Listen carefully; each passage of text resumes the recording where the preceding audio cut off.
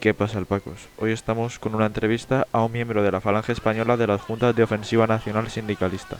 Y sin más dilación, comenzamos. Pues nada, cuando queráis. Vale, pues comenzamos. Pues te queríamos hacer, pues eso, unas preguntas y pues nos han hablado mucho de este tramo, ¿no? De la historia de España y una de las cosas que dicen de vuestra organización es que es una organización fascista. ¿Estás de acuerdo con esa afirmación?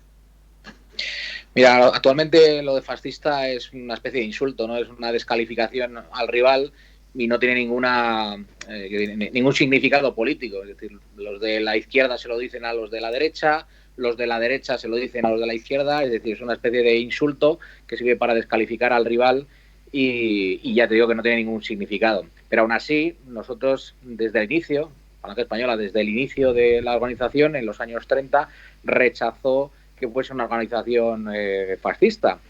Bueno, porque comparando la ideología del fascismo con la ideología de la Falange, pues hay diferencias notables, ¿no? Entonces, pues desde siempre hemos rechazado ser una organización fascista, pero ya digo que a día de hoy pues no tiene mayor trascendencia porque lo de fascista no significa nada. Vale. Pues entonces, ¿cómo definirías tu ideología? Bueno, la ideología de la Falange es el nacional sindicalismo, es una ideología original, no pretende copiarle la ideología a ninguna otra organización política, sino que es una síntesis transversal de elementos que uno puede encontrar en la derecha tradicional y elementos que uno puede encontrar en la izquierda tradicional. Entre los elementos de la derecha tradicional, ¿no? Pues estarían la defensa de valores espirituales, la defensa, por ejemplo, de valores religiosos, entroncados, enraizados en la tradición española, la defensa de la unidad de España, y luego de esas propuestas, digamos, que tomaría de la izquierda, pues sería la crítica del capitalismo y un mensaje social importante, revolucionario, ¿no? Entonces, esa mezcla de esas dos cosas hacen del nacional sindicalismo, que es la ideología de Falange, un mensaje original y que ni en España, ni seguramente fuera de España, pues tenga una traslación o una comparación exacta. Bueno, puede haber otros movimientos transversales en otros países también, pero cada uno tiene sus características particulares, con lo cual pues el nacional sindicalismo es una ideología netamente española y netamente original. Vale, vale. Ya en torno al tema que vamos a tratar, que es la dictadura franquista, ¿nos podrías dar tu opinión acerca del dictador? Del dictador como persona, bueno, pues No, por... como figura política. Sí, bueno, vamos a ver. Lo primero que debería hacer, seguramente, por aclarar esa cuestión y aclarar la relación de Falange Española con el franquismo, es decir que, bueno, por hacer un repaso de la historia, en 1937, la Falange se había creado en 1933. En 1937, en plena guerra civil, pues hay un decreto de unificación por el cual todas las fuerzas políticas que combatían del bando nacional, de parte del bando nacional, pues son obligatoriamente unificadas y a ese partido nuevo unificado se le llama Falange Española Tradicionalista de las Jons. Vale, a partir de ese momento, a partir de abril del 37, Falange Española deja de ser una fuerza política con autonomía, ¿no? Y pasa a ser parte del nuevo Estado. Solo recupera su autonomía, solo recupera su independencia una vez muerto Franco en el año 76, ¿vale? Bueno, a partir de ahí, ¿cuál es nuestra valoración del régimen? Bueno, pues el régimen tiene muchísimas cosas positivas, que además, visto que buena parte de ellas se han perdido a día de hoy, pues merece valorarlas más todavía, ¿no? Estamos hablando, por ejemplo, de la protección social de los trabajadores españoles. Si comparásemos las normas, digamos, laborales durante el franquismo con las de ahora, veríamos que los trabajadores entonces estaban muchísimo más protegidos que lo están ahora. Y luego hay otras cuestiones que nos alejaban en su momento del franquismo y por eso las veíamos con crítica. Pues, por ejemplo, apostó en un momento dado por la forma de Estado monárquica, por dejar como sucesor suyo a título de rey a Juan Carlos I. Bueno, nosotros que ni somos monárquicos ni mucho menos juancarlistas, pues con eso tendríamos que ser críticos.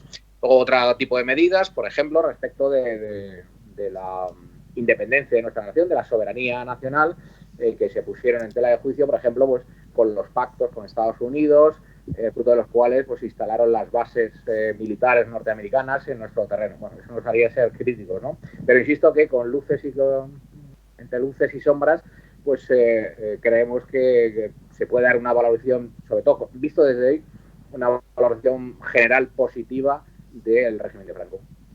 Vale, gracias. Ahora Vale, vamos a pasar a hacerte unas preguntas sobre la economía de, la, de este periodo y sobre la sociedad. vale. Me toca a mí, hola, buenas. ¿Nos podrías contar un poco sobre la economía desde la Guerra Civil hasta la muerte de Caudillo? Bueno, pues ahí pasaron distintas épocas. Es evidente que justo al finalizar la Guerra Civil, España pues había quedado destruida. Hay que recordar que además de la Guerra Civil, justo al finalizar la Guerra Civil, comienza la Segunda Guerra Mundial, con lo cual pues hay un periodo ahí importante de una crisis brutal. Pero digamos, contemplando toda la evolución del régimen de Franco, hay muchos autores, muchos historiadores que lo han calificado de milagro desde el punto de vista económico, ¿no?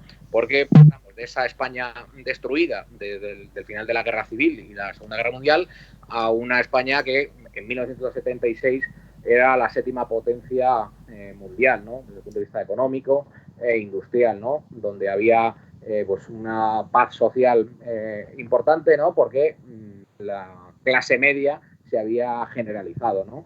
Entonces, desde ese punto de vista, no cabe calificar de otra manera que de éxito, ¿no?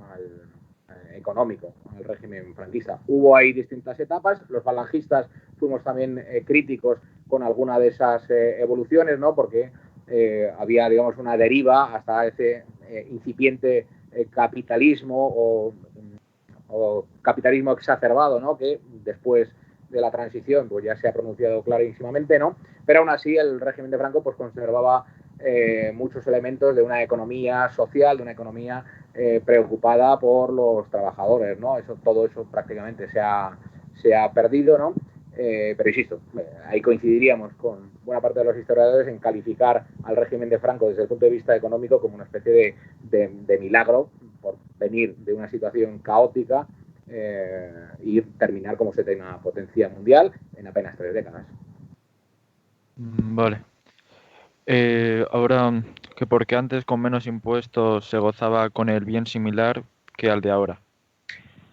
Bueno, efectivamente, dices bien lo de con menos impuestos, infinitamente con menos impuestos, ¿no? Porque hay que recordar que el impuesto sobre la renta, ¿no? El IRPF es un invento posterior a la muerte de Franco, ¿no? Las personas no pagaban impuestos antes en el régimen de Franco y las empresas pagan muy poquitos impuestos. Entonces, ¿cuál es la diferencia? Pues el gasto político exacerbado que hay en el régimen actual.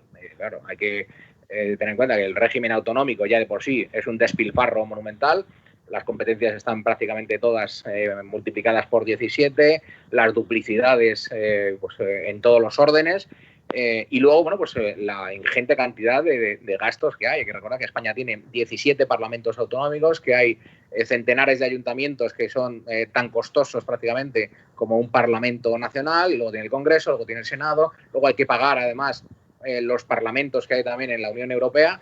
Bueno, pues todo eso tiene un coste importantísimo que es trasladado a los españoles vía impuestos.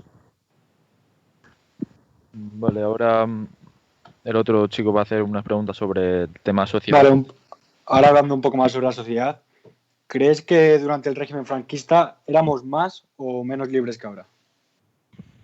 Bueno, pues depende. Es evidente que no había libertades políticas, es decir, pues, no había la libertad de fundar partidos políticos, no había libertad para fundar sindicatos, pero lo que podríamos llamar libertades individuales o libertades a secas, pues en muchas ocasiones se disfrutaban incluso en mayor medida que ahora, ¿no? Entonces, bueno, pues dependiendo en qué, pues uno puede pensar que en algunos asuntos se era más libre entonces que ahora, ¿no? Por ejemplo, ¿no? Si consideramos que tener la posibilidad de estar seguro, disfrutar de la seguridad ciudadana en cualquier punto de España es algo que atañe a la libertad, y yo así lo creo, pues seguramente en ese aspecto se era más libre durante el franquismo que ahora. Por ejemplo, hay muchos autores teatrales, gente del mundo de la cultura, que asegura también que era más libre de hacer críticas durante el franquismo que se es ahora con algunas instituciones, ¿no? Porque es verdad que durante el franquismo, pues la crítica al poder, la crítica al propio Franco o a las instituciones del régimen no estaba permitida, pero es que ahora también hay una prohibición, a veces expresa y a veces implícita, de criticar, pues depende a qué instituciones, ¿no? Pues como ha sido la monarquía durante mucho tiempo, que no se podía criticar. Luego, pues bueno, vemos que hay un montón de personas que también sufren represión, digamos, porque ejercer su libertad de expresión. Hay, por ejemplo, luego otro tipo de represión, ¿no? Hay regiones en España en las que hablar en español, por ejemplo, está sancionado, con lo cual, bueno, pues efectivamente, como decía antes, hay en algunas cosas en las que los españoles éramos más libres antes. Eran. Últimamente se habla mucho sobre que durante el régimen había un fuerte machismo y racismo en la sociedad. ¿Es esto verdad? Bueno, lo del machismo, pues no lo sé, podría ser, no lo sé. Lo del racismo, absolutamente no. No, hay que tener en cuenta que el fenómeno migratorio masivo, es decir, la llegada de inmigrantes masiva, se produce en España pues, a partir de mediados de los 90, una cosa así, ¿no? En la España franquista no había inmigración masiva, los extranjeros que había en España eran una parte muy pequeña de la población, y hay que recordar también algo que seguramente buena parte de los españoles desconozcan, y es que hasta finales de los años 60 España tenía algunas provincias que eran africanas, ¿no?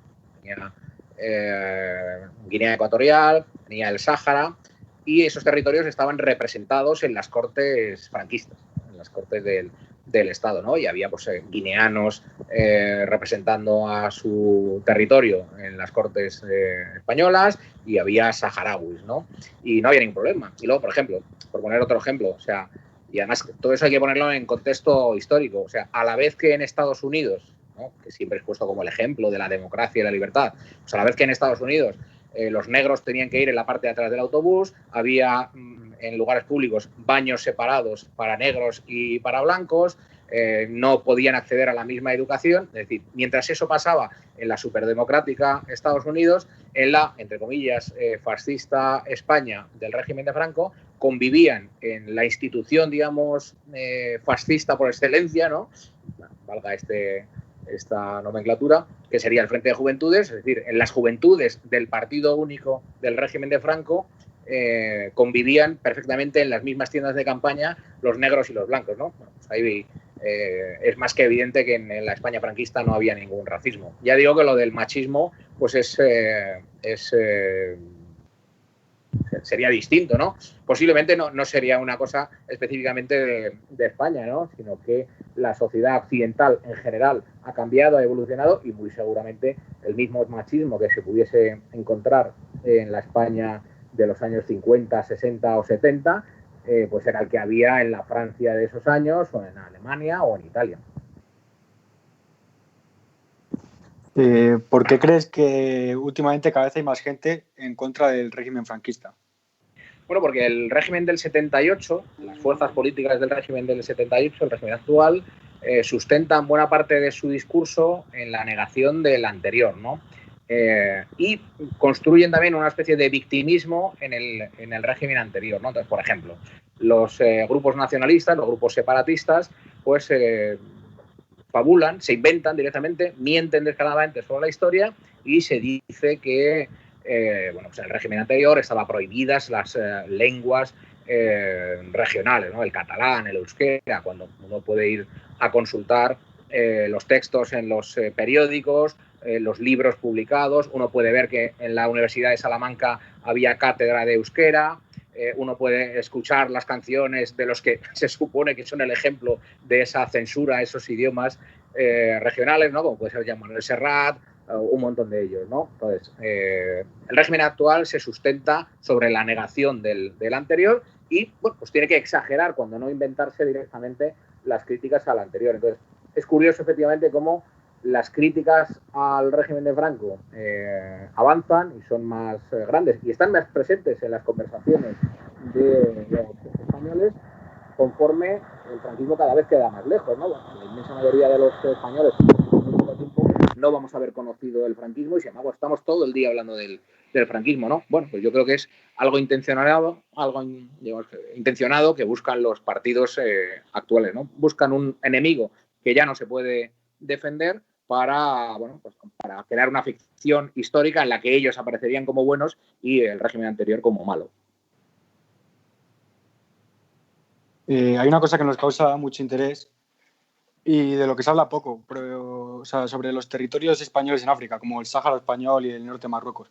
¿Nos podría explicar brevemente cómo llegamos a perder esos territorios?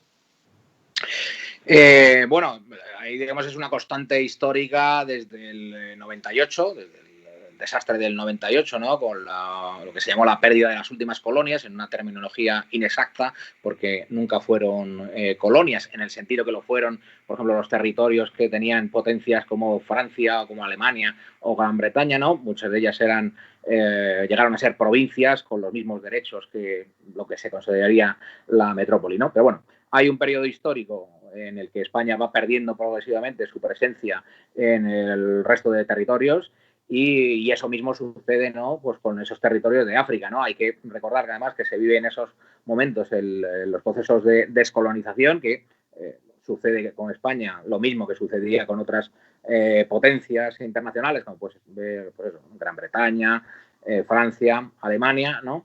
Y en el caso particular de España, pues hay algunos fenómenos que seguramente podrían explicarlo. Y hay un fenómeno, por ejemplo, económico, ¿no? Bueno, se ha hablado mucho si detrás del impulso de la independencia de Guinea Ecuatorial, por ejemplo, pues había unos intereses económicos de algunas potencias, ¿no? Puesto que España, Repsol, que entonces era una empresa estatal, había descubierto ya el petróleo, ¿vale? Y bueno, pues las potencias rivales de España, Francia, por ejemplo, Estados Unidos también, pues tenían mucho interés en hacerse con el control de esa extracción de petróleo, ¿no? Y eso, pues, en buena medida seguramente que ayudó a esa independencia de esos territorios. En el Sáhara pasaba algo parecido con los fosfatos. Pues hasta aquí la entrevista. Muchas gracias. Hasta Gracias. luego. Hasta luego. Adiós.